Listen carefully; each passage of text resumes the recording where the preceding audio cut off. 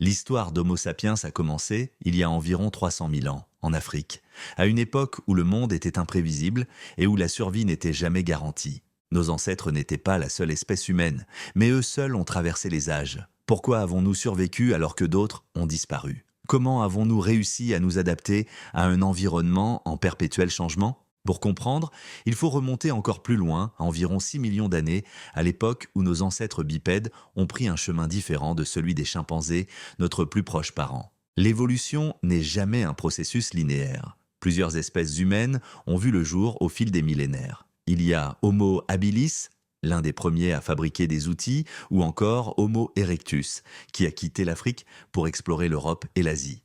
Mais Homo sapiens allait suivre une trajectoire unique. Notre espèce ne s'est pas distinguée uniquement par son apparence, mais surtout par ses facultés mentales exceptionnelles. Notre cerveau a évolué pour nous permettre de résoudre des problèmes, d'imaginer, de collaborer. Ces compétences ont ouvert la voie au langage, à la pensée abstraite et aux premières de traditions culturelles. Les premiers signes de cette évolution apparaissent dans l'art rupestre, les outils raffinés et même les rites funéraires. Autant d'indices qui montrent que nous commencions à voir plus loin que la simple survie. Physiquement, nous étions également différents. Notre corps, plus élancé, était conçu pour l'endurance. Cette caractéristique nous a permis de nous adapter à des milieux variés, des vastes plaines africaines, au climat plus rude, des régions plus éloignées. Contrairement aux Néandertaliens, qui étaient le plus massifs et mieux adaptés au froid européen, nous avons misé sur notre ingéniosité pour surmonter les difficultés. Pendant des milliers d'années, nous n'étions pas seuls. Homo sapiens a partagé la planète avec d'autres espèces humaines, comme les Néandertaliens en Europe ou les Dénisoviens en Asie. Ces relations n'étaient pas uniquement faites de conflits. Des études génétiques montrent que des croisements ont eu lieu et aujourd'hui encore, une partie de notre ADN porte l'empreinte de ces rencontres anciennes. Un tournant majeur de notre histoire a été la migration. Il y a entre 60 000 et 100 000 ans, de petits groupes d'Homo sapiens ont quitté l'Afrique et se sont progressivement installés aux quatre coins du globe.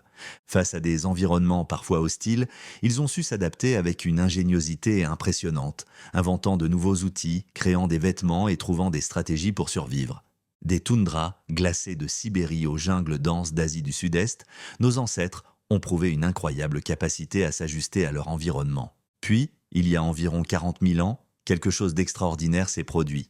Un véritable bond en avant culturel et technologique. C'est à cette période que naissent l'art rupestre, les premiers instruments de musique et des outils plus sophistiqués. Mais ces innovations ne servaient pas seulement à la survie. Elles montrent l'émergence de la pensée abstraite, du besoin de raconter des histoires et de tisser des liens sociaux plus forts. Ces progrès ont renforcé les communautés humaines et jeté les bases des premières sociétés organisées. Malgré ces avancées, les autres espèces humaines ont progressivement disparu. Vers 40 000 ans avant notre ère, les Néandertaliens s'éteignent, suivis des Dénisoviens et d'autres hominidés.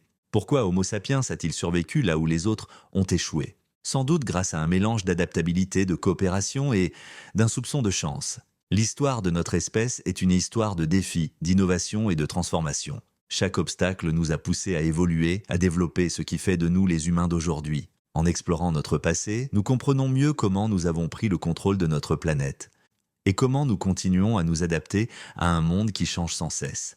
Mais pour combien de temps ?